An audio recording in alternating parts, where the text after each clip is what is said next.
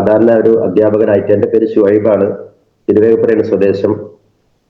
ഞങ്ങളുടെ കുടുംബക്കാരനും എൻ്റെ ബന്ധുവും കൂടിയായിട്ടുള്ള സുൽത്താറാണി സാറ് ഞങ്ങളുടെ പലതവണ കോണ്ടാക്ട് ചെയ്തിട്ട് ഇവിടെ വീട്ടിലേക്ക് വരാറുണ്ടെങ്കിലും കമ്പനിയെ കുറിച്ചൊന്നും പറയാറൊന്നുമില്ല. കുടുംബകാര്യങ്ങൾ അന്വേഷിക്കുക, പോവുക. അദ്ദേഹത്തിന്റെ ക്ലാസ്സുകളിലും ട്രെയിനുകളിലും വേണ്ടി പോകുന്ന അവസരത്തിൽ ഞങ്ങൾ അങ്ങോട്ട് ചോദിക്കുകയാണ് എന്താണ് വർക്ക്, എവിടുന്നാണ് വരുന്നത്. അങ്ങനെയാണ് ഈ വിഷയത്തെ കുറിച്ച് സംസാരിക്കുന്നത്. അപ്പൊ എനിക്കൊരു ആഗ്രഹം തോന്നി, അതൊരു അധിക വരുമാനത്തിന് എനിക്ക് ആവശ്യമില്ല. കിട്ടുന്ന ജോലിയിൽ നിന്ന് ഒരു അധ്യാപക ജോലി എന്ന് പറഞ്ഞ പ്രൈവറ്റ് മേഖലയിൽ ചെയ്യുന്ന അധ്യാപക ജോലിയിൽ ഒരു ഫിക്സഡ് എമൗണ്ട് മാത്രം നമുക്കൊരു സാലറി ആയിട്ട് കിട്ടുന്നതൊന്നും ഒരു മാസത്തിലേക്ക് കൂട്ടി യോജിപ്പിക്കാൻ സാധിക്കാത്ത പ്രയാസങ്ങൾ ഉണ്ടാവും. അൽഹംദുലില്ലാ അതിലുപരിയായിട്ട് അദ്ദേഹത്തിന്റെ ഈ അവസരത്തെ കുറിച്ച് മനസ്സിലാക്കുകയും എനിക്കുണ്ടാകുന്ന അസ്വസ്ഥമായ ചെറിയൊരു പ്രോബ്ലം ആയിരുന്നു. പിന്നെ ഒരു ചെറിയ വയറുവേദനയുമായി ബന്ധപ്പെട്ട് പ്രയാസപ്പെട്ട വയറുവേദന, എന്നാലും ബുദ്ധിമുട്ടിക്കും എപ്പോഴും ഒരു ഡിസ്റ്റർബൻസ് ആയിട്ട് വരുന്ന വയറുവേദനയായിരുന്നു. അത് കാരണം ഒരു മാസത്തോളം നീണ്ടു നിന്നപ്പോൾ ഞാൻ മറ്റു ട്രീറ്റ്മെന്റിന് വേണ്ടി അന്വേഷിക്കുന്ന സമയത്താണ് അദ്ദേഹത്തിന് ഇതിനെപ്പറ്റി ആയുർവേദ പ്രോഡക്റ്റ് ഉണ്ട്, അത് കഴിച്ചു വെക്കാൻ പറഞ്ഞ് ആവശ്യപ്പെടുകയും ഞാനത് വാങ്ങി ഉപയോഗിക്കുകയും ചെയ്തത്. അപ്പൊ പിന്നെ ഏതായാലും അങ്ങനെ ചേർന്ന് ആ ദിവകയുള്ള പ്രോഡക്റ്റ് കഴിച്ചപ്പോഴാണ് എൻ്റെ അസുഖം പെട്ടെന്ന് തന്നെ സമാധാനമാവുകയും അതിലുപരി എനിക്കതിൽ കോൺഫിഡന്റ് വിശ്വാസം കൂടുകയും ആയുർവേദ ഉൽപ്പന്നങ്ങളായതുകൊണ്ട് നമുക്ക് മുൻകൂട്ടിയിട്ട് തന്നെ ആയുർവേദ ഉൽപ്പന്നങ്ങൾ മുമ്പേ തന്നെ ഉപയോഗിച്ചത് കൊണ്ട് നമുക്കത് പരിചയമാണ്. അതുകൊണ്ട് അതിനെ പറ്റി വിശ്വസനീയമാണ്. കാരണം വീട്ടിലും പാരമ്പര്യമായിട്ട് തന്നെ ആയുർവേദ ഉൽപ്പന്നങ്ങൾക്കാണ് പ്രാധാന്യം കൊടുക്കലും ആ ചികിത്സ നമ്മളെ പഠിപ്പിച്ചിട്ടുള്ളതും. അത് എനിക്കും തന്നെ അങ്ങനെയാണ് ഫോളോ ചെയ്യാൻ കഴിഞ്ഞിട്ടുള്ളത്. അങ്ങനെയാണ് അതിലൂടെ ഈ സിസ്റ്റത്തിലേക്ക് എത്തിപ്പെടുന്നത്. ഏതായാലും കമ്പനിയുടെ കാര്യങ്ങളും ആദ്യത്തെ GTS ക്ലാസ്സുകളും അന്നത്തെ ആദ്യത്തെ FSS ക്ലാസ്സുകൾ പട്ടാമ്പിയിൽ വെച്ചിട്ട് പിന്നെ പലതരത്ത് അങ്ങനെ കോഴിക്കോട് വെച്ചിട്ടും അതുപോലെ പിന്നെ നമ്മുടെ ഇവിടെ അടുത്തായിട്ട് അയ്യൂബ് സാറ് പറഞ്ഞ പോലെയുള്ള പിന്നെ നമ്മുടെ ഗ്രേറ്റ് ലീഡറുടെ ക്ലാസ് ഒക്കെ ഉണ്ടായിരുന്നു തൃശ്ശൂർ ജില്ലയിൽ വെച്ചിട്ട്. അങ്ങനെയൊക്കെ 2-3 ക്ലാസ്സുകൾ പങ്കെടുത്തപ്പോഴാണ് അതിനെക്കുറിച്ച് ഏകദേശം ഐഡിയ മനസ്സിലായത്. അങ്ങനെയാണ് ജോയിൻ ചെയ്തത്. അൽഹംദുലില്ലാ ഇന്ന് ഒരു എക്സ്ട്രാ വരുമാനത്തിന് വേണ്ടി പ്രവർത്തിക്കുന്നു. ടീമിനോടൊപ്പം പ്രസിഡൻസി ടീം എന്നറിയപ്പെടുന്ന ടീം ഞങ്ങളൊപ്പം പ്രവർത്തിക്കുന്നുണ്ട്. ആദ്യമായി നമ്മളൊരു മനുഷ്യന് നമുക്ക് ഈ ഏതൊരു വ്യക്തിയെയും പേഴ്സണൽ ഡെവലപ്മെന്റ് ആണ് ആദ്യമായിട്ട് ഉദ്ദേശിക്കുന്നത്. പേഴ്സണൽ ഡെവലപ്മെന്റ് ഉണ്ടായിക്കഴിഞ്ഞെങ്കിൽ ഏതൊരു വർക്കിനും ഏതൊരു ജോലിക്കും അതിനൊരു ഒരു മാറ്റം ഉണ്ടാവുള്ളൂ. നമ്മൾ ആ പഴയ പോക്കിൽ മാത്രം പോകലല്ല. നമുക്ക് വ്യക്തികളെ പറ്റി ബന്ധങ്ങളുണ്ടായിരിക്കണം. എപ്പോഴും നമ്മൾ അത്രത്തോളം ഒരു ക്ലാരിറ്റി, നമ്മുടെ ജീവിതത്തിൽ ഒരു ക്ലാരിറ്റി വേണമല്ലോ. നമ്മൾ എന്ത് ജീവിക്കാണ്, എന്താ വേണ്ടത് എന്നുള്ള ഒരു ക്ലാരിറ്റി നമുക്ക് ഉണ്ടാവണം. അപ്പൊ നമുക്കിതിന് പ്രധാനമായിട്ട് 4 ഡി ലെറ്റേഴ്സ്, ABCDയുടെ D ലെറ്റേഴ്സിനെ പറ്റി 4 പോയിന്റ്സ്, ഒരു 7 പോയിന്റ്സ്. ഈ ഡി എന്നറിയപ്പെടുന്നതാണ് ഒന്നാമതായിട്ട് നമുക്ക് 4 ടൈപ്സ് എന്ന് പറയുമ്പോൾ മാത്രമല്ല, നമുക്ക് 4 ടൈപ്സ് പ്രധാനപ്പെട്ട കാര്യങ്ങളുണ്ട്. ഒന്ന് മാനേജ്മെന്റ് ആണ്, ഒന്ന് പ്രൊഡക്റ്റ് ആണ്, ഒന്ന് ലീഡർഷിപ്പ് ആണ്, ഒന്ന് ഡിസ്ട്രിബ്യൂട്ടർ ആണ്. ഈ 4 കാര്യങ്ങൾ കൂട്ടിയോജിക്കുമ്പോഴാണ് നമ്മുടെ MI ലൈഫിന്റെ ബിസിനസ്സിന് കുറച്ച് ഡെവലപ്മെന്റ് ഉണ്ടാവുള്ളൂ. ഈ 4 കാര്യങ്ങളെ കുറിച്ച് നല്ല വിശ്വസനീയമായ അഗാധമായ നോളജ് ഉണ്ടാക്കി തീർക്കുക എന്നുള്ളതാണ് നമ്മളുടെ ഈ വിശ്വസനീയമായ പ്രവർത്തനത്തിലൂടെ നേടിയെടുക്കേണ്ട മറ്റ് 7 പോയിന്റ് ആണ്. ഒന്ന് ഡിസയർ എന്ന് പറയും. ഡിസയർ എന്നാണ് നമ്മുടെ ആഗ്രഹം. നമ്മൾ ഇപ്പൊ ഈ ജോലി ചെയ്യുമ്പോൾ നമുക്ക് കിട്ടേണ്ട പ്രധാനമായിട്ടും നമുക്കൊരു ആഗ്രഹം ഉണ്ടായിരുന്നു, ഒരു ലക്ഷ്യബോധം. ഈ ലക്ഷ്യബോധം എന്ന് പറഞ്ഞാൽ എന്താണ്? നമ്മുടെ വീട്, നമ്മളുടെ ജോലി, നമ്മളുടെ ഫുഡ്, നമ്മളുടെ ഡ്രസ്സ്, നമുക്ക് വേണ്ട ആഗ്രഹങ്ങള്, നമ്മളെ ഒരു വെഹിക്കിള്, അല്ലെങ്കിൽ നമ്മൾ എങ്ങനെയാണ് നമുക്ക് മുന്നോട്ട് പോകേണ്ടത് എന്നൊരു ചെറിയ ഒരു ലക്ഷ്യം നമുക്ക് ഉണ്ടാകുകയാണെങ്കിൽ ആ ലക്ഷ്യബോധം വെച്ച് പ്രവർത്തിക്കാൻ സാധിക്കണം. അതായിരിക്കണം നമ്മളുടെ എന്തിനും നമുക്ക് ലക്ഷ്യമാണല്ലോ. ലക്ഷ്യമില്ലാണ്ടിങ്ങനെ ഒരു നദി ഒഴുകും പോലെ ഇങ്ങനെ ഒഴുകി പോയാൽ പറ്റൂല. ഞാൻ എന്തിനാണ് ഈ പോകുന്നത്? ഒരു ദിവസം നമ്മൾ രാവിലെ എങ്ങോട്ട് പോകുന്നു, എന്തിനാണ് പോകുന്നത്, ലക്ഷ്യബോധം ഉണ്ടാവണം. അതാണ് ഒന്നാമത്തത്. രണ്ടാമത്തായിട്ട് പറഞ്ഞ ഡ്രീംസ് ആണ്. അതേപോലെ നമുക്ക് ആഗ്രഹങ്ങള്, സ്വപ്നങ്ങള്, എന്തെല്ലാം സ്വപ്നങ്ങൾ ഉണ്ടാവില്ലേ? നല്ലൊരു ഡ്രസ്സ് എടുക്കണം എന്നൊരു സ്വപ്നം ഉണ്ടാവും ചിലപ്പോ, നല്ലൊരു ചെരുപ്പ് എടുക്കണം, അതല്ലെങ്കിൽ എനിക്ക് നല്ലൊരു വാച്ച് വേണം. ജീവിക്കുന്നുണ്ടെങ്കിലും മറ്റൊരു സ്വപ്നങ്ങൾ പലതുണ്ടാവും.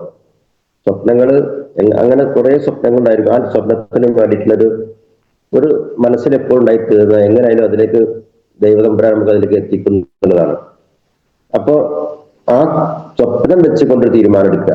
ആ മൂന്നാമതായിട്ട് പറഞ്ഞതാണ് ഡിറ്റർമിനേഷൻ എന്ന് പറയും. തീരുമാനം ഉണ്ടാകുക. ആ തീരുമാനത്തിലേക്ക് പ്രതീക്ഷയോടെ പ്രവർത്തിക്കുക. ഒന്നാമത്തത് ഡിസയർ ആണ്, രണ്ടാമത്തത് ഡ്രീംസ് ആണ്, മൂന്നാമത്തത് ഡിറ്റർമിനേഷൻ ആണ്. ഡിറ്റർമിനേഷൻ ആ തീരുമാനം ഉണ്ടാവലാണ്. ആ തീരുമാനിച്ച് അങ്ങനെ ചെയ്യാം, അതിനു വേണ്ടി പ്രവർത്തിക്കാം എന്ന് നമുക്ക് ഒരു മുൻകൂട്ടി സ്വയം തീരുമാനമെടുത്തുകൊണ്ട് പ്രവർത്തിക്കുന്നതാണ് ഡിറ്റർമിനേഷൻ.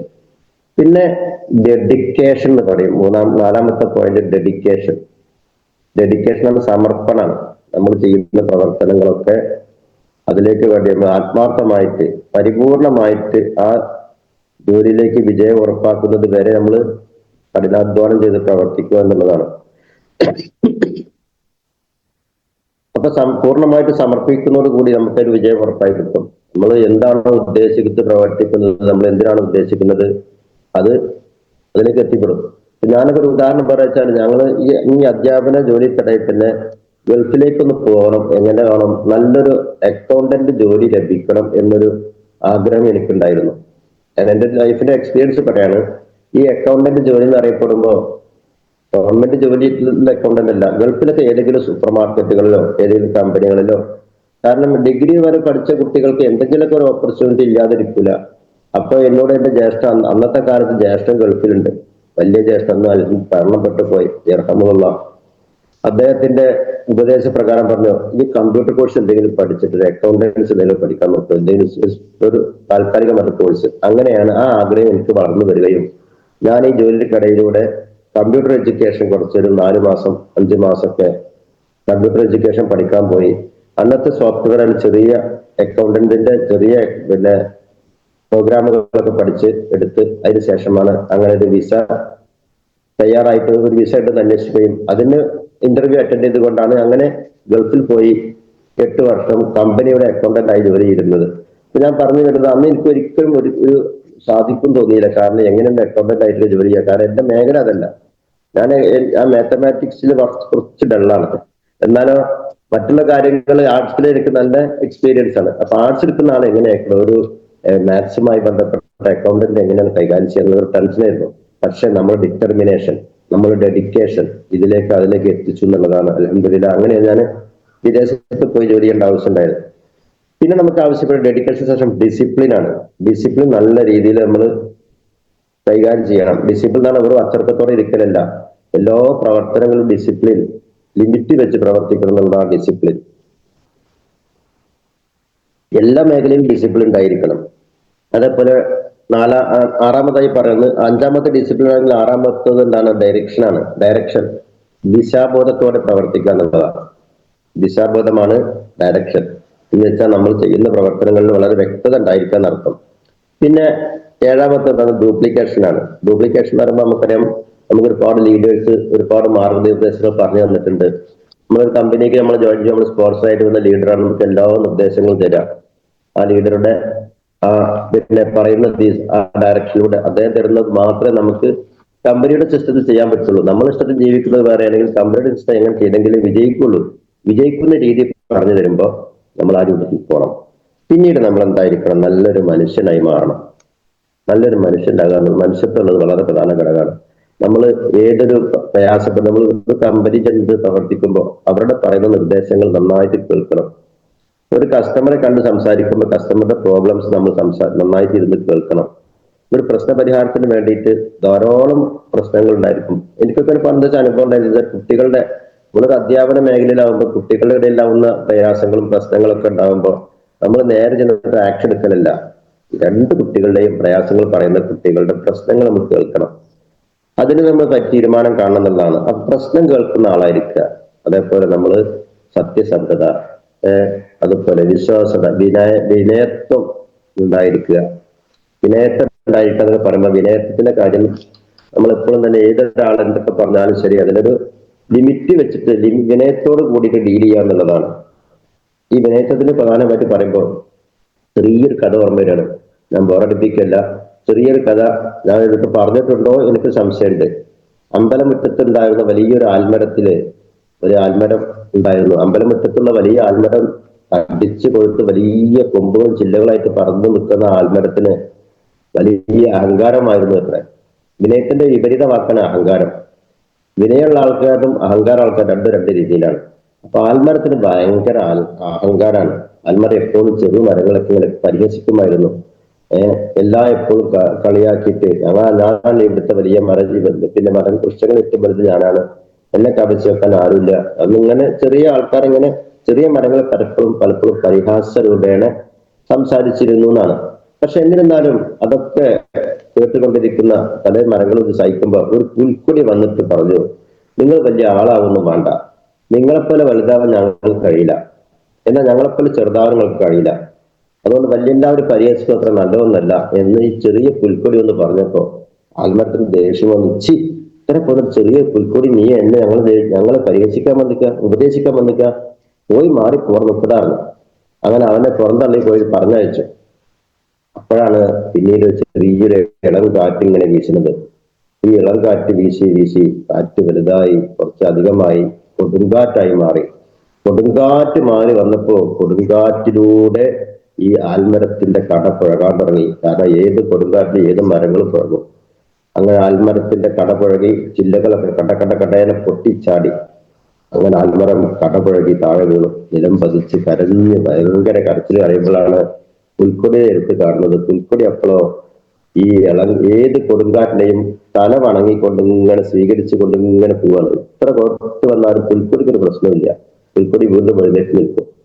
അവിടുന്ന് പറഞ്ഞു, അഹങ്കരിച്ചാൽ ഇതൊന്നും കാര്യം നടക്കുന്നതല്ല. ഇപ്പൊ കണ്ടില്ലേ? അപ്പോഴാണ് അപ്പൊ ഈ ആൽമരത്തിന് മനസ്സിലായി, ഓ വിനയം നല്ല വെറുതെന്നല്ലോ, ഏത് കാറ്റും മൂപ്പര് വണങ്ങി സ്വീകരിക്കുന്നുണ്ടില്ലേ, ഏത് പ്രതിസന്ധിയും സ്വീകരിക്കുന്നുണ്ടില്ലേ, പുൽക്കൊടിക്ക് ഒരു കുഴപ്പമില്ല. അവിടെ വിനയത്വത്തിന്റെ പ്രാധാന്യം മനസ്സിലായി ആൽമരത്തിന്. അപ്പൊ ആൽമരം കടപുഴകി മരണപ്പെട്ടു പോയി. പക്ഷെ എന്താ ചെയ്യാനാ, അങ്ങനെ അഹങ്കരിച്ചിട്ട് കാര്യമില്ല. അഹങ്കാരത്തിന് എപ്പോഴും തന്നെ എന്തെങ്കിലും പ്രയാസങ്ങൾ ഉണ്ടാവും. അതുകൊണ്ട് വിനയം സ്വീകരിക്കുക. നമ്മൾ ജീവിതത്തിൽ വിനയത്തിന് വലിയ പ്രാധാന്യം കൊടുക്കുക നടത്താം. പിന്നെ നമ്മൾ ക്ലാരിറ്റി, നമ്മൾ ചെയ്യുന്ന ജോലിയിൽ ക്ലാരിറ്റി ഉണ്ടാവാന്ന് പറയണ്ടായി. ക്ലാരിറ്റി എന്ന് പറയുമ്പോൾ നമ്മൾ ഒന്നാമത് ഉദ്ദേശിക്കുന്നത് നമ്മളെ പ്രവർത്തനത്തിലും നമ്മളുടെ ലക്ഷ്യബോധത്തിലും നമ്മളെ വിശ്വാസത്തിലും നമ്മളെ ലീഡർഷിപ്പിലും ഒക്കെ വിശ്വസിച്ച് കൊണ്ട് വിശ്വാസ രൂപേണ നമ്മൾ പ്രവർത്തിക്കുന്നതാണ് ക്ലാരിറ്റി. അപ്പൊ സൗമ്യത മനോഭാവം ഉണ്ടാവുക. അതേപോലെ ഡ്രസ് കോഡ്, നമ്മൾ ലീഡേഴ്സിനെ പഠിപ്പിച്ച കാര്യമാണ് ഡ്രസ് കോഡ് എന്നുള്ളത്. നമ്മൾ മാന്യമായ ഡ്രസ് കോഡ് ഉപയോഗിച്ചുകൊണ്ടായിരിക്കണം നമ്മൾ ഓരോ ഈ ഫീൽഡിൽ ഇറങ്ങുകയാണെങ്കിലും, അതുപോലെ നമ്മൾ പ്രോഗ്രാമിലൊക്കെ അറ്റൻഡ് ചെയ്യുകയാണെങ്കിലും, നമ്മൾ ഗ്രൂപ്പ് മീറ്റിംഗ് നടത്തുകയാണെങ്കിലും, അതുപോലെ നമ്മളെ സാവർത്തിത്വം പ്രവർത്തിക്കും കമ്പനിയുമായിട്ട് ഇടപെട്ട കാര്യങ്ങളൊക്കെ GTS പ്രോഗ്രാമിലൊക്കെ പങ്കെടുക്കും. ഇപ്പോൾ ആ സമയത്തൊക്കെ നല്ലൊരു ഡ്രസ് കോഡ് ഉണ്ടാകുക എന്നുള്ളത് ഒരു ഐഡന്റിഫിക്കേഷൻ ആണ്. സാധാരണ നമ്മൾ സാറിന് പറയാറുണ്ട്, ഒരു കള്ളിത്തിനോ ലുങ്കിത്തിനോ എടുത്തിട്ട് പോയിട്ട് നമ്മൾ പോയിട്ട് പിന്നെ പ്ലാൻ പറയാനോ അല്ലെങ്കിൽ ബിസിനസിനെ പറ്റി സംസാരിക്കാനോ പ്രോഡക്റ്റിനെ കുറിച്ചിട്ട് വിവരിക്കാനൊക്കെ ചെന്ന് കഴിഞ്ഞാൽ അവരുടെ മെഷർമെന്റ് വേറെ രൂപത്തിലാണ്. അവർ അനലൈസ് ചെയ്യും, എന്താ ഇത്, ആരാപ്പം സാധാരണക്കാരനല്ലേ എന്നുള്ളത്. നമ്മൾ ഡ്രസ് കോഡ്, നമ്മൾ ടാഗ് ഒക്കെ ഉണ്ടാവുമ്പോൾ അതിന് ഒരു വാല്യൂ ഉണ്ട് എന്നുള്ളതാണ് ഡ്രസ് കോഡിന്റെ പ്രാധാന്യം. പിന്നീട് നമുക്ക് പരസ്പര ബന്ധങ്ങൾ ഉണ്ടായിത്തീരുക എന്നുള്ളതാണ് മറ്റൊരു പ്രാധാന്യം. നമ്മൾ ജോലി ഈ ബിസിനസ് മേഖല ചെയ്യുമ്പോൾ പരസ്പര റിലേഷൻഷിപ്പ്, ഫ്രണ്ടോട് കൂടിയിട്ടുള്ളൊരു റിലേഷൻഷിപ്പ് ഉണ്ടായിത്തീരുക. പരസ്പരം വിള്ളലില്ലാത്ത രൂപത്തിലുള്ള ബന്ധങ്ങൾ, നമ്മൾ കമ്പനിയിൽപ്പെട്ട അസോസിയേറ്റപ്പെട്ട ആൾക്കാരാണെങ്കിലും, നമ്മൾ അപ്ലൈൻ ലീഡേഴ്സ് ആണെങ്കിലും, നമ്മുടെ കുടുംബങ്ങളാണെങ്കിലും, നമ്മുടെ ഫ്രണ്ട്സുകളാണെങ്കിലും, നമ്മൾ അറിയുന്ന ആൾക്കാരുമായിട്ടൊക്കെ ഇപ്പൊ നമ്മൾ തന്നെ MI ലൈഫിനോട് ജോയിൻ ചെയ്ത് എത്രയോ ആൾക്കാരുമായിട്ട് ബന്ധം ഉണ്ടായിത്തീരുന്നു. ആ ബന്ധങ്ങളൊക്കെ നിലനിർത്താൻ എന്നുള്ളത് വല്ലാത്തൊരു സംഭവം തന്നെയാണ്. അതേപോലെ ക്രിയേറ്റിവിറ്റി ഉണ്ടാക്കി തീർക്കുക. ക്രിയേറ്റിവിറ്റി എന്ന് പറയുമ്പോൾ നമുക്ക് നമ്മളതായിട്ടുള്ള എന്തെങ്കിലും ഒരു സൃഷ്ടിപ്പ് ഉണ്ടായിത്തീരാം. ഓരോരുത്തർക്കും ഓരോ കഴിവുണ്ടാവുമല്ലോ. പക്ഷെ പലർക്കും പല രൂപത്തിലുള്ള കഴിവാണ് ദൈവം കൊടുക്കുന്നത്. ആ കഴിവിനെ പരിപോഷിപ്പിക്കാൻ വേണ്ടി ശ്രമിക്കുക. ക്ലാസ് എടുക്കാൻ കഴിവുണ്ടെങ്കിൽ ക്ലാസ് എടുത്ത് പരിപോഷിപ്പിക്കുക. റിവ്യൂ പറയാൻ കഴിയുന്ന ആൾക്കാർ റിവ്യൂ ചെയ്ത് പറഞ്ഞുകൊണ്ട് അതിനെ പരിപോഷിപ്പിക്കാൻ നോക്കുക. അല്ല, ജനങ്ങൾക്കുമായിട്ട് ഈ അവസരം ജനങ്ങൾക്ക് എത്തിക്കാൻ കഴിയുന്ന ആൾക്കാർക്ക് അങ്ങനെ എത്തിച്ചു കൊടുക്കാം. പ്രൊഡക്റ്റിനെ കുറിച്ച് പറഞ്ഞു കൊടുക്കാൻ പറ്റുമെങ്കിൽ പ്രൊഡക്റ്റിനെ കുറിച്ച് പറഞ്ഞു കൊടുക്കുന്ന കഴിവുണ്ടായിരിക്കുക. അല്ല, ഏതെങ്കിലും ഒരു ടോപ്പിക്കിന് മാത്രം വിഷയമാസ്പദമാക്കിയിട്ട് ആ ടോപ്പിക്കിൽ മാത്രം പ്രാധാന്യം കൊടുത്ത് പറഞ്ഞ് എത്തിക്കുക. അപ്പൊ നമുക്ക് ടൂത്ത് പേസ്റ്റിനെ കുറിച്ച്, ഹെർബൽ ടൂത്ത് പേസ്റ്റിനെ കുറിച്ച് വിവരണം വ്യക്തമായിട്ട് പറയാൻ ആൾക്ക് കിട്ടുമായിരിക്കും. പക്ഷെ അദ്ദേഹം 95 പറ്റി പറയാൻ കിട്ടിക്കൊള്ളുന്നില്ല. അപ്പൊ ഹെർബൽ ടൂത്ത് പേസ്റ്റിന്റെ ഡീറ്റെയിൽസ് വിശദമായിട്ട് പഠിച്ച് അതിനെ പരിപോഷിപ്പിക്കുക. അതൊരു ക്രിയേറ്റിവിറ്റി തന്നെയാണ്. അതേപോലെ ഈ ക്രിയേറ്റിവിറ്റിയോട് കൂടി നമുക്ക് എന്ത് ഉണ്ടായിത്തീരുന്നു, നമുക്ക് ഒരുപാട് വിവരങ്ങൾ, അറിയാത്ത വിവരങ്ങൾ നമുക്ക് അറിയാനും അവ പ്രകടിപ്പിക്കാനും കഴിയും. അതേപോലെ നമ്മളുണ്ടാവുന്ന നമ്മൾ ബന്ധങ്ങളെ ഒരു കോർഡിനേറ്റ് ചെയ്യുക. കോർഡിനേഷൻ എന്ന് പറഞ്ഞാല് നമ്മൾ ഒരു ഓർഗനൈസിങ് കപ്പാസിറ്റി ഉണ്ടാക്കി തീർക്കുക. എല്ലാവരും അതൊരു വല്ലാത്തൊരു സംഭവമാണ് ഈ കോർഡിനേഷൻ എന്നുള്ളത്. ഒരു പ്രോഗ്രാം തീരുമാനിച്ചു കഴിഞ്ഞാൽ അത് കോർഡിനേറ്റ് ചെയ്യാൻ വല്ലാത്തൊരു റിസ്ക് ഉള്ള പണിയാണ്, വലിയ ടാസ്ക് ആണത്. അതേപോലെ പ്രസന്റേഷൻ ആവശ്യമുള്ള സമയങ്ങളിലൊക്കെ എന്തൊക്കെ നമുക്ക് ഏതെല്ലാം സ്കില്ലാണ് ഈ കോർഡിനേഷനിൽ നമ്മൾ ഉപയോഗിക്കണമെങ്കിൽ ആ സ്കില്ല് ഡെവലപ്മെന്റ് എല്ലാവർക്കും എല്ലാ സ്കില്ലും ഞാൻ നേരത്തെ പറഞ്ഞ പോലെ അപ്പൊ സ്കില്ല് ഡെവലപ്മെന്റ് ഉണ്ടായിത്തീരുക എന്നുള്ളതാണ്. അതിന് ക്രിയേറ്റിവിറ്റി ഉണ്ടാക്കണം. ആ സ്കില്ല് നമ്മളവിടെ എക്സ്പ്രസ് ചെയ്യാനും നമ്മൾ പ്രകടിപ്പിക്കാനും പ്രസന്റ് ചെയ്യാനും നമുക്ക് ശ്രമിക്കണം എന്നുള്ളതാണ്. അങ്ങനെ ശ്രമിച്ചു കഴിഞ്ഞാലൊക്കെ ഈ വിഷയങ്ങളിലൊക്കെ വളരെ വലിയ മാറ്റങ്ങൾ ഉണ്ടായിത്തീരും. നമ്മളെ പേഴ്സണാലിറ്റി ഡെവലപ്മെന്റ് ഉണ്ടായിത്തീരും. നമുക്ക് ഇവിടെ ക്രെഡിബിലിറ്റി കൂടും, നമുക്ക് അവിടെ എഫിഷ്യൻസി കൂടും. അതേപോലെ തന്നെയാണ് മറ്റൊന്ന് കോമ്പിറ്റൻസി എന്ന് പറയും. ഒരു മത്സര ബുദ്ധിയോട് കൂടി പ്രവർത്തിക്കുക. അപ്പോൾ വിദ്യാർത്ഥികളെ സംബന്ധിച്ചിടത്തോളം അങ്ങനെയാണ്, മത്സര ബുദ്ധിയോട് പ്രവർത്തിക്കാണ് ഞങ്ങളെ കൂടുതൽ പ്രാധാന്യം കൊടുക്കാറുള്ളത്. കുട്ടികൾ പഠിക്കണ്ടായിരിക്കും, പഠിക്കണോ പഠിക്കാൻ വേണ്ടി എല്ലാ രൂപത്തിൽ പഠിക്കും. പക്ഷെ ഒരു കോമ്പറ്റേറ്റീവ് മെന്റാലിറ്റിയിലൂടെ പഠിക്കുക. മറ്റു കുട്ടികളെ അപേക്ഷിച്ച് താരതമ്യം ചെയ്യുമ്പോൾ അവനേക്കാൾ കൂടുതൽ മാർക്ക് എനിക്ക് വാങ്ങണം, അവനെ അടുത്ത എക്സാമിൽ അവനെ കൂടുതൽ സ്കോർ ചെയ്യാൻ കഴിയണം എന്നുള്ള ഒരു കോമ്പറ്റേറ്റീവ് മെന്റാലിറ്റി എന്ന് വെച്ചാൽ ഒരു മത്സര ബുദ്ധി. അത് നമ്മളെ വർക്കിലും ഏത് മേഖലയിലും നമുക്ക് ആവശ്യമാണ്. മത്സര ബുദ്ധിയോട് പ്രവർത്തിക്കുക എന്നുള്ളത് വല്ലാത്തൊരു സംഭവം തന്നെയാണ്. ആ പ്രവർത്തനം എന്തുണ്ടായിരിക്കണം, തുടർച്ചയായിട്ട് പ്രവർത്തിക്കണം. ഒരു കോൺസിസ്റ്റൻസിയും വേണം അതിന്. എന്ന് വെച്ചാൽ സ്ഥിരത, ഒരു തുടർച്ച ഉണ്ടായിരിക്കണം. എന്നും തന്നെ ഒരിക്കൽ മാത്രം അവസാനിപ്പിക്കേണ്ടതല്ല. ആ കോമ്പറ്റേറ്റീവ് മെന്റാലിറ്റിയോട് കൂടി പ്രവർത്തിക്കുക എന്നുള്ളത് തുടർച്ചയായിട്ടുള്ള ഒരു മാറ്റമായിരിക്കണം. പിന്നെ നല്ല ഗോൾ സെറ്റ് വല്ലാത്ത വലിയ വലിയ മോഹങ്ങളൊന്നുമില്ല. ഇപ്പൊ തന്നെ എനിക്ക് ഉംറക്ക് പോകാനായിട്ട് സാധിക്കണം എന്ന് പറഞ്ഞാൽ പെട്ടെന്ന് നടക്കൊന്നുമില്ല. അതിലൊരുപാട് കടമ്പകളുണ്ട്. അല്ലെങ്കിൽ ഹജ്ജിന് പോകാൻ വേണ്ടി നാളെ അടുത്ത വർഷത്തെ ഹജ്ജിന് പോകാൻ പറഞ്ഞാൽ പെട്ടെന്ന് പ്രശ്നം നടന്നോന്നില്ല. നമ്മളെക്കൊണ്ട് സാധിക്കുന്നതും എത്തിപ്പെടുന്നതുമായിട്ടുള്ള ഒരു ഗോൾ സെറ്റിംഗ് ആയിരിക്കണം. നെക്സ്റ്റ് പ്രധാനമായിട്ട് അടുത്ത വർഷം ഞാൻ ടി സി പുതുതായിട്ട് വന്ന വ്യക്തിയാണ്, ഒരു ഡിസ്ട്രിബ്യൂട്ടർ പുതുതായിട്ട് വന്ന അദ്ദേഹത്തിന് അടുത്ത വർഷം എനിക്ക് ടി സി ആവണം അല്ലാതെ ഓക്കെ, അടുത്ത വർഷം ടി സി ആവാനാണ് ശ്രമിക്കട്ടെ. അല്ലെങ്കിൽ അടുത്ത മാസം എനിക്ക് റൂബി ആവണം, ആ രൂപത്തിലൊരു പ്രവർത്തനം വേണം. അല്ലെങ്കിൽ അതിന് ശരിയായ ഒരു 2 വീലർ വാങ്ങണം, അതല്ലെങ്കിൽ എനിക്ക് ബാഗ്, നല്ല ടൂൾസ്, നല്ലൊരു ഡ്രസ്സ്, ഇങ്ങനെയുള്ള ചെറിയ ചെറിയ ലക്ഷ്യങ്ങളിലൂടെ വലുതിലേക്ക് എത്തിപ്പെടുക. ചെറുതിലൂടെ വലുതിലേക്ക്, തെറ്റിലൂടെ ശരിയിലേക്ക്. അതാണ്, അങ്ങനെയാണ് അതിന്റെ സിസ്റ്റം. അപ്പൊ അങ്ങനെ നമ്മൾ ചെറിയ ചെറിയ കാര്യങ്ങളിലൂടെ ഗോൾ സെറ്റിംഗ് ഉണ്ടായിത്തീരുക. പിന്നെയോ മറ്റൊന്നെന്താ വെച്ചാൽ കറേജ് എന്ന ധൈര്യം. നമുക്ക് എന്തും ഏത് പ്രതിസന്ധി സമയങ്ങളും തരണം ചെയ്യാം എന്നുള്ള ഒരു ധൈര്യം. പിന്നെ അത്രയും സമയങ്ങളിലൊക്കെ സംശയങ്ങളുണ്ടെങ്കിൽ ആ സംശയം ദൂരീകരിക്കാൻ നമുക്ക് ലീഡേഴ്സ് ഉണ്ട്, വേണ്ടപ്പെട്ട ആൾക്കാരൊക്കെ ഉണ്ട്. അവരുമായിട്ട് സാമർത്ഥ്യത്വത്തിലൂടെ അവ നേരിടാനുള്ള ധൈര്യം ഉണ്ടായിത്തീരാം. പല പ്രതിസന്ധികളും ഒരു പക്ഷെ നമ്മൾ ഈ ബിസിനസ്സിൽ ഉണ്ടായിരിക്കാം. ബിസിനസ് ഫോളോ ചെയ്യുമ്പോൾ ധാരാളം പ്രതിസന്ധി ഉണ്ടായിരിക്കും. കാരണം എന്താ വെച്ചാല് വ്യത്യസ്ത മനോഭാവമുള്ള വ്യക്തിത്വങ്ങളാണ് നമ്മളെ ഫേസ് ചെയ്യാൻ പോകുന്നത്. അവർക്കൊക്കെ പെട്ടെന്ന് തന്നെ അത് ഉൾക്കൊള്ളാൻ സാധിക്കില്ല. അപ്പോൾ ഉൾക്കൊള്ളാൻ നല്ല വിനയത്തോടു കൂടി അവരെ എന്താണ് ഞാൻ പറഞ്ഞ കാര്യം എന്ന് മനസ്സിലാക്കി കൊടുക്കണമെങ്കിൽ, നിങ്ങൾ എന്ത് ജോലി ചെയ്യുന്ന ആളാണോ ആ ജോലിയിലൂടെ ഒരു അധിക വരുമാനത്തിനുള്ള മാർഗമാണ്.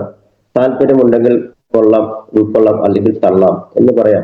അപ്പൊ അവർക്ക് താല്പര്യമുള്ള ആൾക്കാരുണ്ടായിരിക്കും. അധിക വരുമാനത്തെ പറ്റി സംസാരിക്കുമ്പോൾ ആർക്കും താല്പര്യത്തിന് ഉണ്ടാവുള്ളൂ, അത് കേൾക്കാൻ താല്പര്യം ഉണ്ടാവും.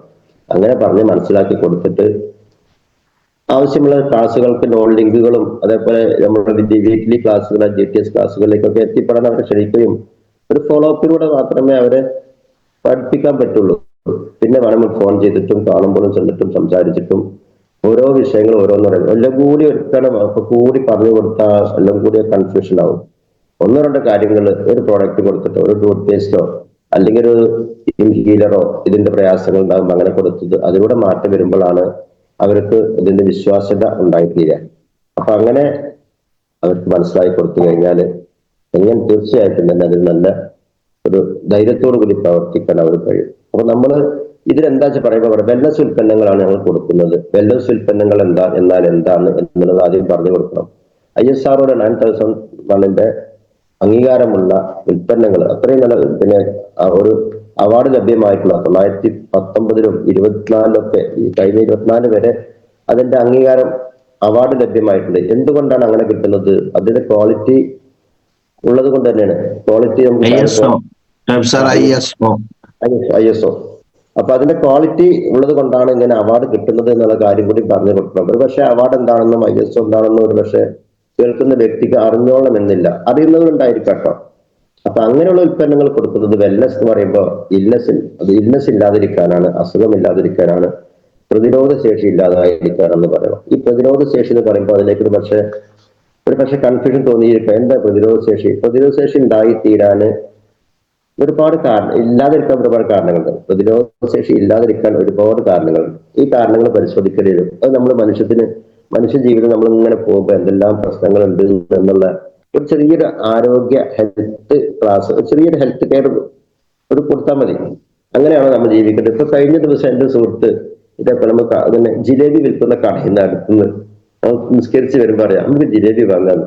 ഞാൻ മറുപടി പോരാതെ വിളിച്ചു വിളിച്ച് പറഞ്ഞു കൊടുത്ത് എന്താണ് ജിലേബി ഉണ്ടാക്കുന്ന സിസ്റ്റം എങ്ങനെയാണ്, അതിന്റെ എണ്ണ എന്താണ്, എത്രയോ പഴക്കമുള്ള എണ്ണ ഉണ്ടാക്കുന്നത്, ഈ റോഡ് സൈഡിലെ പൊടികളെല്ലാം അതിലേക്ക് നമ്മൾ ചേരുന്നുണ്ട്. നമ്മൾ അങ്ങനെ അമിതമായ എണ്ണ അകത്ത് ചെന്ന് കഴിഞ്ഞാൽ കൊളസ്ട്രോൾ ഉണ്ടാവും, അത് നമ്മൾ ഹാർട്ടിനെ ബാധിക്കും. കൊളസ്ട്രോൾ ഉണ്ടായി കഴിഞ്ഞാൽ പിന്നെ ഹാർട്ട് പേഷ്യന്റായി മാറും. ഇന്ന് നമുക്ക് എത്രയോ ഉദാഹരണങ്ങൾ നമുക്ക് നാട്ടിൽ കാണുന്നില്ല, എത്രയോ അറ്റാക്കുകൾ സംഭവങ്ങളൊക്കെ. അപ്പൊ ഇതൊക്കെ നമ്മൾ അല്ലെങ്കിൽ ക്യാൻസറിന്റെ കാരണങ്ങൾ ഉണ്ടാകുന്നു. ഇത് നമ്മൾ പൈസ കൊടുത്ത് വാങ്ങണം. വേണമെങ്കിൽ നമുക്ക് വീട്ടിലുണ്ടാകാൻ നേരം പോലെ നല്ല വൃത്തിയുള്ള ഉൽപ്പന്നങ്ങൾ വൃത്തിയോടെ നമുക്ക് കൈകാര്യം ചെയ്തൂടെ. അത് വളരെ വ്യക്തമാണ്. ശരിയാണ് നിങ്ങൾ പറഞ്ഞത്, ശരിയാണ്. വേണ്ടല്ല, ഞാൻ എത്രയും പലപ്പോഴും കഴിക്കാറുണ്ട്. ഏത് കട കയറിയാലും കരിച്ചതും പൊരിച്ചുമായിട്ടുള്ള എണ്ണ ഉൽപ്പന്നങ്ങൾ, എണ്ണയിലുണ്ടാക്കിയ ഉൽപ്പന്നങ്ങൾ കഴിക്കുമ്പോൾ ഇതൊക്കെ കഴിക്കണ്ട എന്നല്ല, പക്ഷെ കൺട്രോൾ ലിമിറ്റ് ഉണ്ടായിത്തീരാ എന്നുള്ള ഞാൻ പറഞ്ഞത്. വളരെയധികം കെയർഫുൾ ആയിട്ട് അദ്ദേഹം ചെയ്തു. എന്റെ ഒപ്പം ജോലി ചെയ്യുന്ന എന്റെ സഹപ്രവർത്തനം തന്നെയാണ്. അപ്പൊ മനസ്സിലായി അദ്ദേഹത്തിന്. കാരണം പ്രതിരോധ ശേഷി എന്നാൽ എല്ലാം ഉണ്ടാകണമെന്നില്ല. അമിതമായ ഉറക്കക്കുറവുണ്ടോ പ്രതിരോധ ശേഷി കുറയും. മദ്യപാനം, പുകവലി പോലുള്ള പിന്നെ ശീലങ്ങളുള്ള ആളാണോ അദ്ദേഹത്തിനും എന്തുണ്ടാവും, പ്രതിരോധ ശേഷി കുറയും.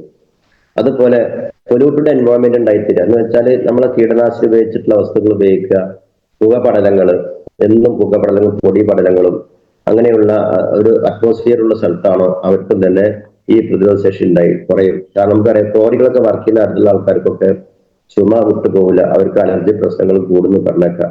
വലിയ റൈസ് മില്ലോ മറ്റെന്തെങ്കിലും മില്ലുകളോ മരമില്ലുകളോ ഉള്ള അടുത്തുള്ള ജനവാസി അവരൊക്കെ പറയും എന്താണ് ഇത് അത്തരത്തിൽ അവർക്ക് പെർമിഷൻ കൊടുക്കാൻ പാടില്ല എന്ന് പഞ്ചായത്ത്, മുനിസിപ്പൽ കോർപ്പറേഷൻ അങ്ങനത്തെ അടുത്തുള്ള ജനവാസ സ്ഥലത്ത് പെർമിഷൻ കൊടുക്കാൻ പാടില്ല.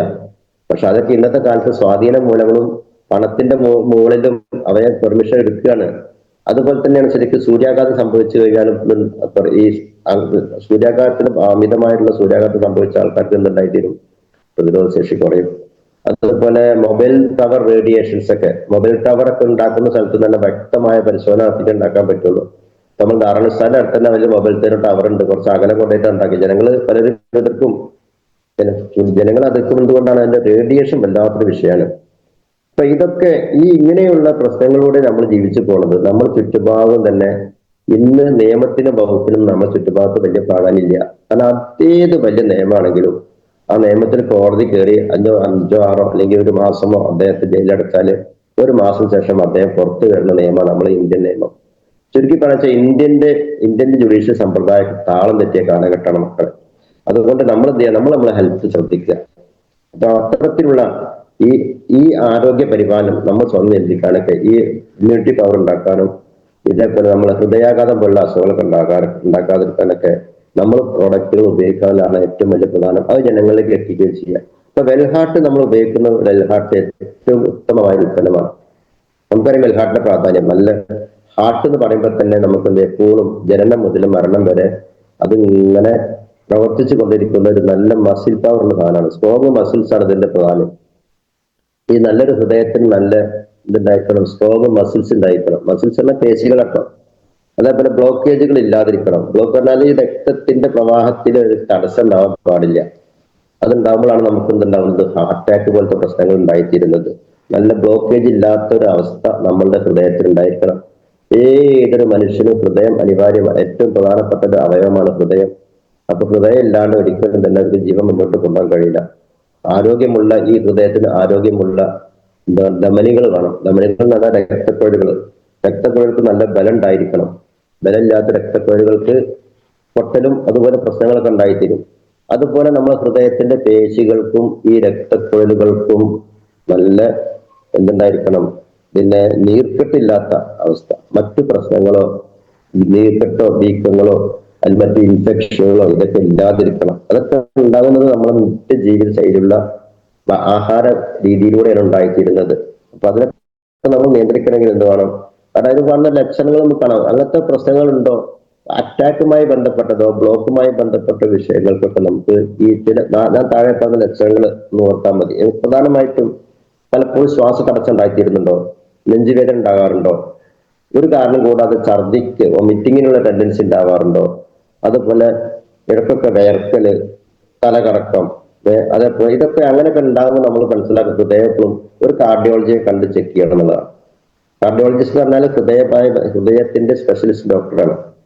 അദ്ദേഹത്തിന്റെ ഒരു പ്രിസർവേഷൻ നമുക്ക് അനിവാര്യമാണ്. അങ്ങനെ ഉണ്ടെങ്കിൽ നമുക്കത് ശ്രദ്ധിക്കണം. ശ്രദ്ധിച്ചു കഴിഞ്ഞാൽ നമുക്ക് അങ്ങനെ ഉണ്ടെങ്കിൽ നമുക്ക് അതിന്റെ പ്രവർത്തനവുമായി മുന്നോട്ട് പോകണം. അപ്പൊ നമുക്ക് എന്ത് ചെയ്യാം? നമ്മൾ വെൽനസ് ഉൽപ്പന്നങ്ങൾ അതിന് ഏറ്റവും ആപ്റ്റ് ആയിട്ടുള്ള ഒരു പ്രൊഡക്റ്റ് ആണ് വെൽഹാർട്ട്.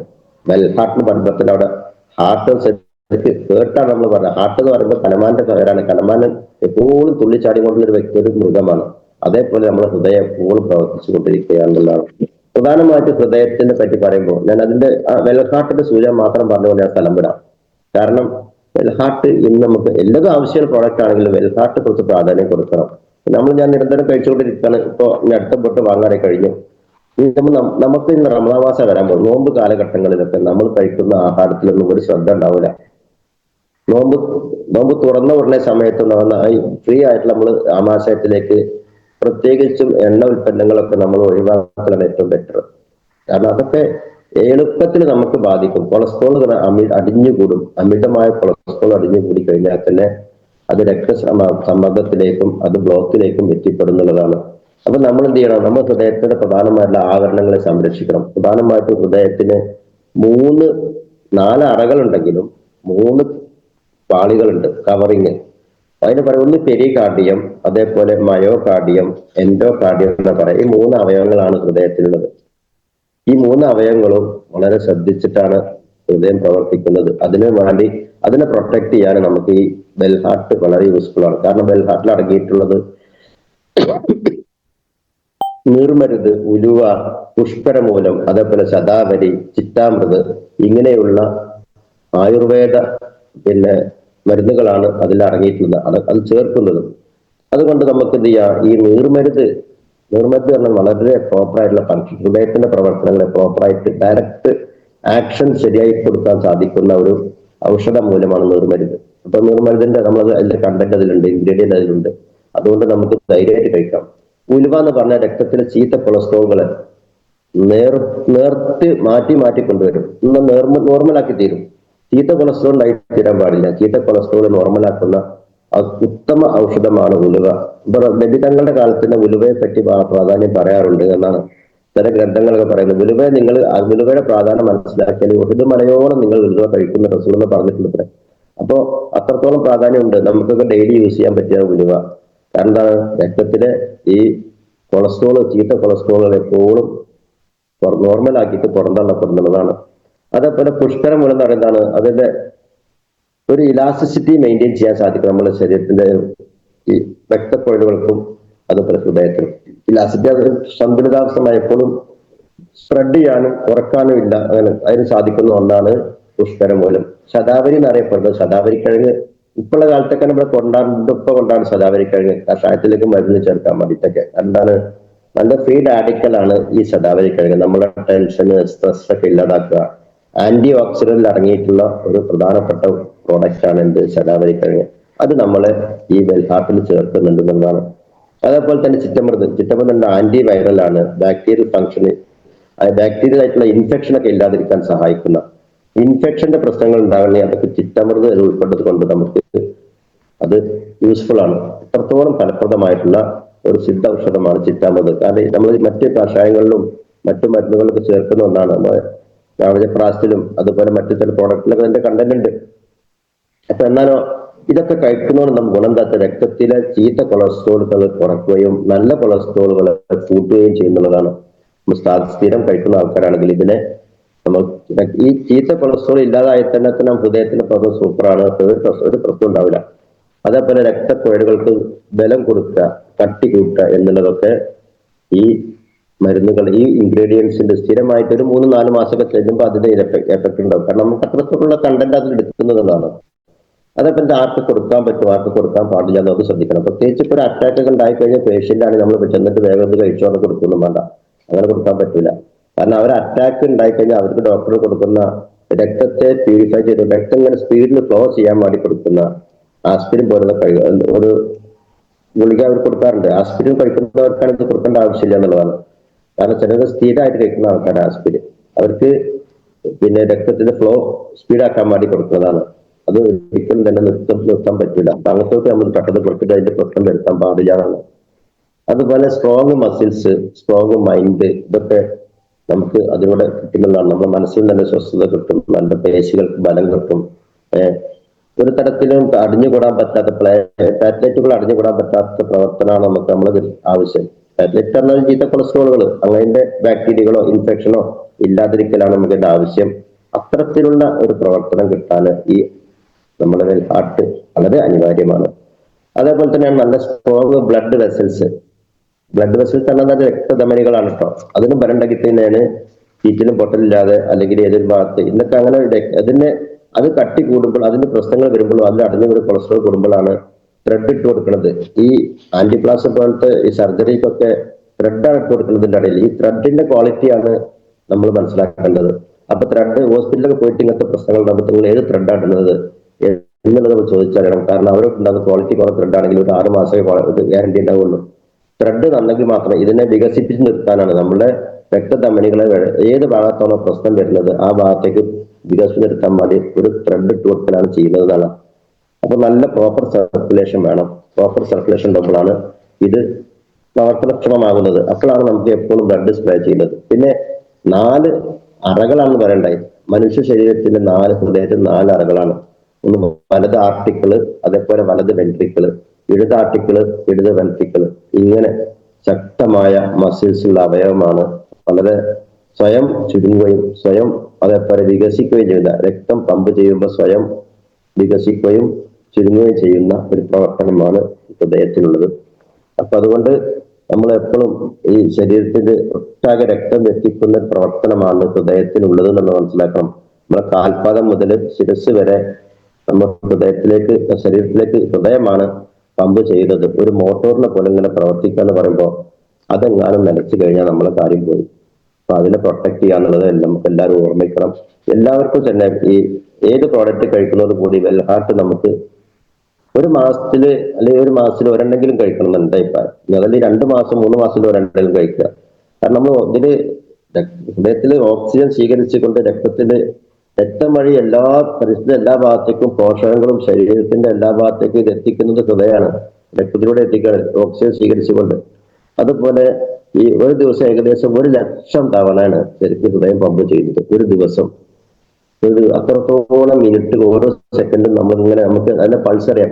നമ്മൾ ആർണിസ്റ്റൊക്കെ പറയുന്നത് നാടി പിടിക്കുക എന്ന് പറഞ്ഞാൽ നമ്മൾ പൾസ് അറിയാനാണ്. നമ്മുടെ ശരീരത്തിൽ പമ്പിങ് എത്ര ഉണ്ട്. വളരെ ദയാനീയമായി കിടക്കുന്ന രോഗിയാണെങ്കിലും ആക്സിഡന്റ് പറ്റിക്കഴിഞ്ഞ ആളാണെങ്കിലും മരണത്തോട് കിടക്കുന്ന ആളാണെങ്കിലും ആദ്യം അവർ പരിശോധിച്ച് വെക്കുന്നത് നമ്മൾ പൾസാണ്.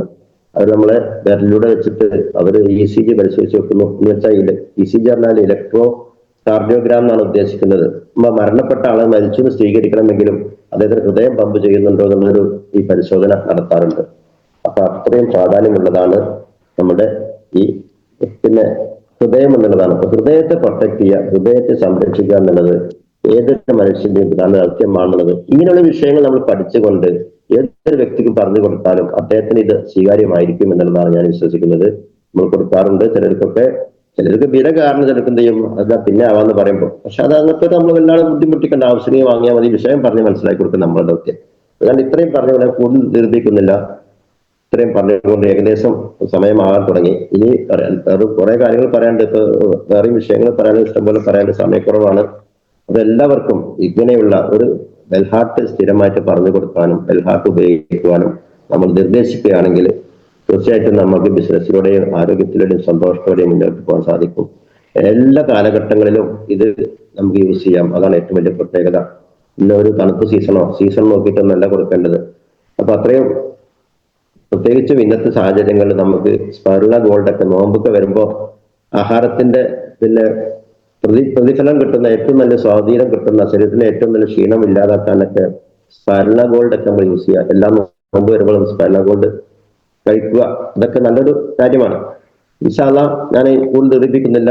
സമയക്കുറവ് മൂലം ഞാൻ തൽക്കാലം വിടവാങ്ങാണ്. എന്റെ ഈ ചെറിയ ഏതെങ്കിലും കാര്യങ്ങൾ ആർക്കെങ്കിലും മനസ്സിലായിട്ടുണ്ടെങ്കിൽ അത് ഉപകരിക്കട്ടെ എന്ന് പ്രാർത്ഥിച്ചുകൊണ്ട് തൽക്കാലം ഞാൻ നിർത്തുന്നു. ജയ് വൈലേ.